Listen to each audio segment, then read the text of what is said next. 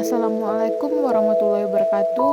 Pada kesempatan kali ini saya akan membahas berkiprah di bawah nama Universitas Muhammad Natsir berkarya meraih ridha Allah. Perkenalkan, nama saya Inayatullah Sana, NIM 230913261153, Prodi Administrasi Rumah Sakit.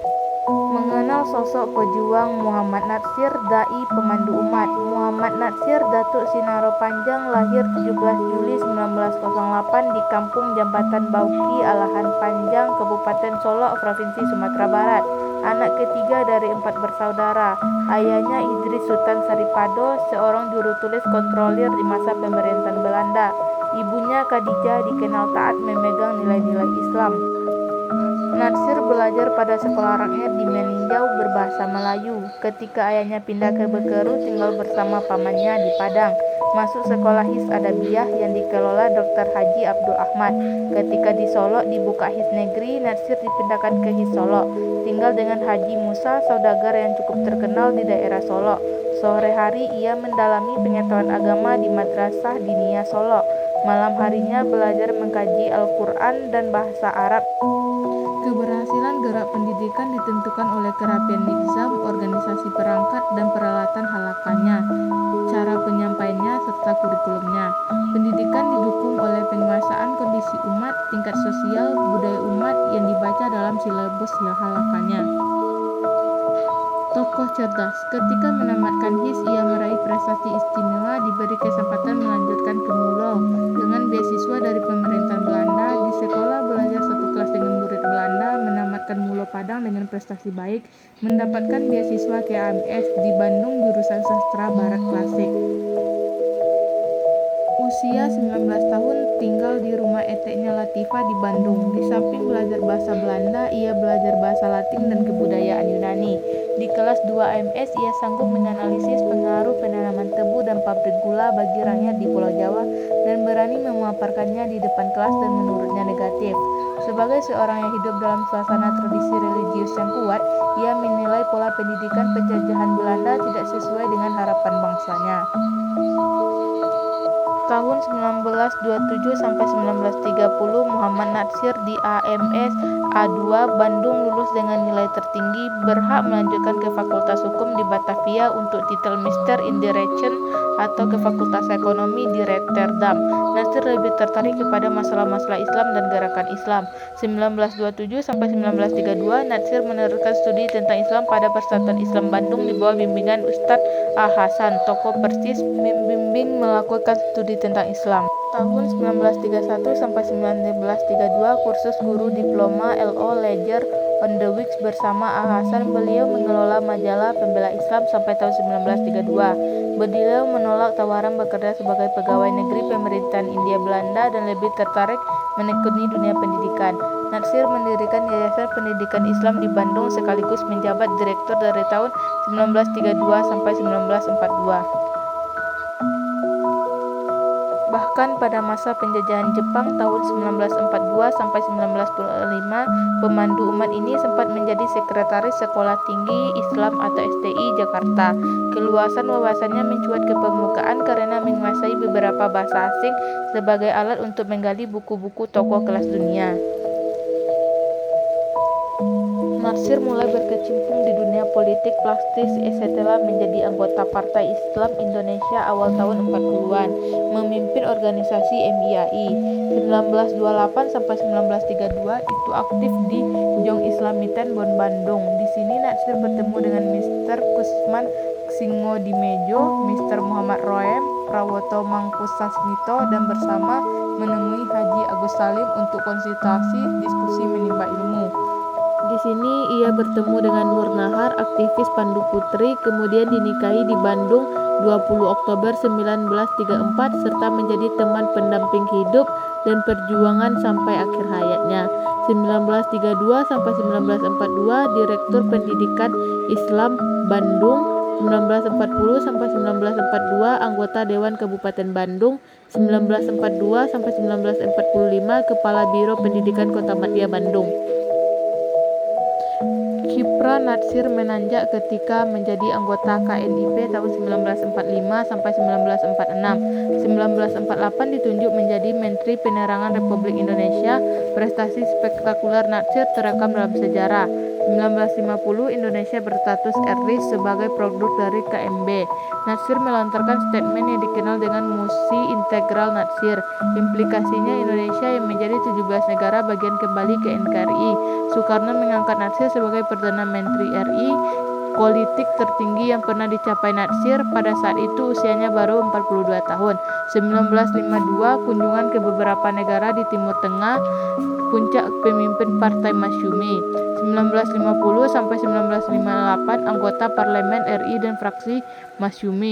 1956 memimpin sidang Muktamar Alam Islami di Damaskus, Syria, membahas agresi Israel ke Palestina, menggerakkan solidaritas masyarakat Indonesia, membantu perjuangan kemerdekaan di Afrika.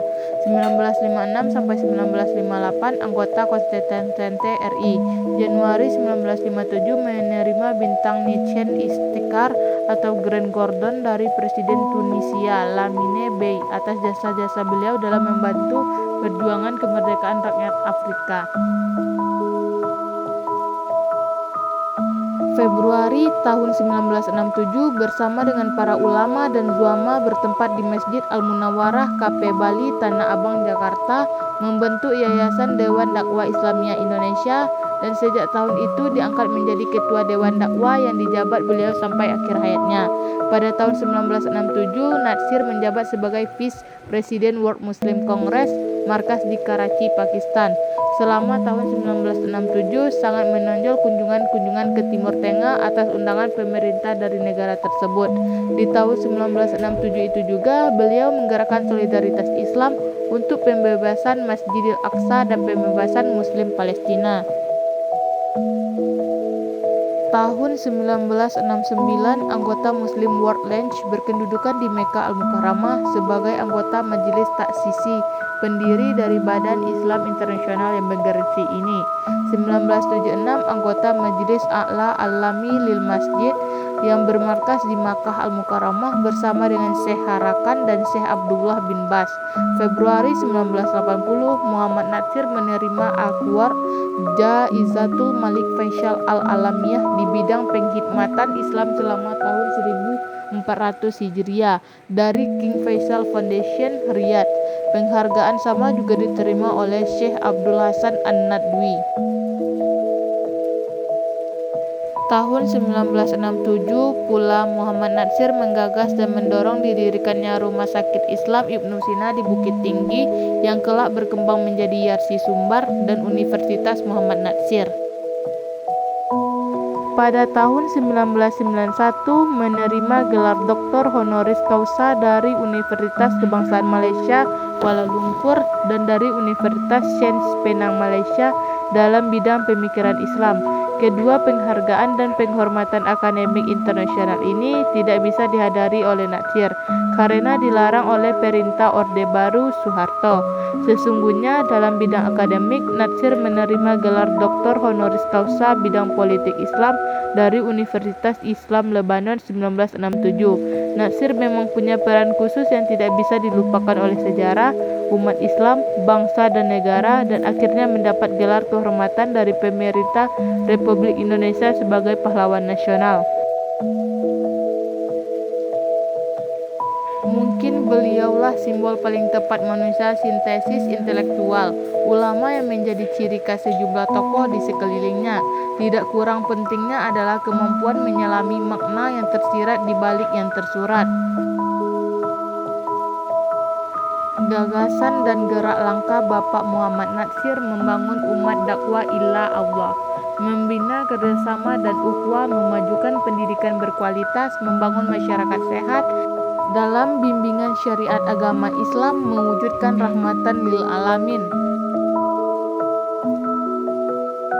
Keberhasilan kelola pendidikan, penguasaan kondisi umat, tingkat sosial, budaya umat, peta dakwah. Dakwah adalah didikan dan ajakan. Dakwah Islamiyah pada hakikatnya suatu usaha yang digerakkan secara sadar, terarah dan terpadu. mengubah seseorang, sekelompok orang, atau suatu masyarakat menuju keadaan yang lebih baik sesuai perintah Allah dan sunnah Nabi Muhammad Rasulullah SAW. Tujuan dakwah tidak boleh berubah, yaitu upaya membinanya menjadi umat kokoh akidah dan kuat kepribadian, memiliki akhlak al-karimah. Pesan-pesan Muhammad Natsir, apabila sasaran dakwah berhadapan dengan bantahan-bantahan, rintangan dan tantangan, harus diatasi dengan kalfiyah yang lebih baik, karena tugas risalah Islamiyah adalah mendatangkan rahmat bagi segenap alam. Sudah menjadi tabiat pembawaan, setiap risalah pasti menghadapi tantangan. Tugas dakwah senantiasa mengandung dua segi, membina mereka yang sudah muslim baik sejak lahir maupun yang baru masuk Islam karena keberhasilan dakwah, mempertahankan Islam serta umatnya dari yang tidak senang melihat kemajuan bahkan melihat Islam lawan yang harus dihabisi.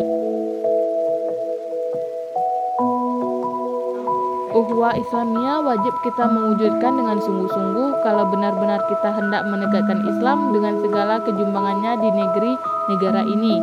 Patah tumbuh hilang berganti, yang tidak berganti adalah bahwa kita tetap memilih melaksanakan tugas sebagai warga negara yang sadar dengan hak dan kewajibannya. Keputusan kita adalah kita tidak akan pasif. Kita tetap memilih aktif di bidang yang kita anggap tepat, yaitu dalam bidang dakwah dan pendidikan. Bidang dakwah itu tidak dapat dipisahkan dari masalah-masalah keumatan, baik dalam arti sempit maupun dalam arti luas. Universitas dengan sendirinya mau tak mau menjadi satu sumber tempat persemaian daripada calon-calon pemimpin.